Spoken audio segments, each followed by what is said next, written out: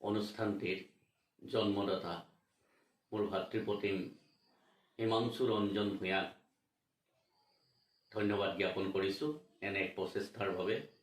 তেওঁৰ অনুৰোধ মৰ্মে এটি কবিতা মই আগবঢ়াইছোঁ। কবিতাৰ নাম কলৈ গতি।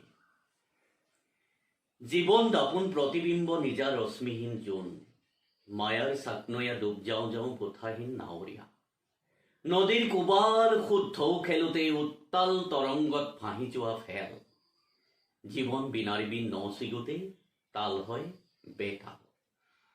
নৃত্যৰ ভংগীমাই কৈ উঠা নাই সত্ৰীয়াৰ মূল মন্ত্ৰ, নুপুৰৰ চিন চিন ৰূপান্তৰিত প্ৰচণ্ড গাজনি, কোনোবা শিল্পীৰ বাদ আশ্ৰয় মাথো ফুটপাত।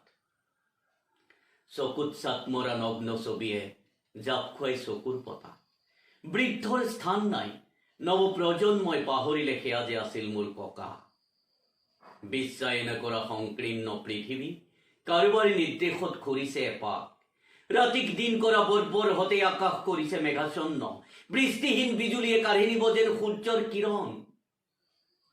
স্বাক্ষৰতাৰ ভুল সমীক্ষা, নিৰক্ষৰৰ দৰে হোৱা ডিগ্ৰী, ধনৰ তোলাচনীৰে জুখিব খোজা সীমাহীন উচ্চ শিক্ষা, জাতি সত্তাক বিসৰ্জন দি আনৰ ওচৰত ধৰোৱা, স্বদেশৰ মূল্যৱান বিবেকক আনে কৰি লৈছে আল্লাউদ্দিনৰ বন্দী।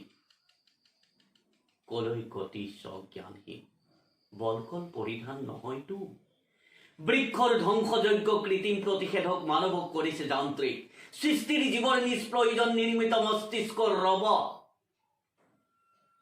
ৰিমোটৰ চুইচত ঢাপলি মেলিছে কোনো সম্পৰ্কৰ চিনাচিনি নাই, শংকৰ মাধৱ আজান ফকীৰ মহা মহা মনীষীৰ অমূল্যবাণী এলান্ধু লাগিল ধোৱা চাঙত।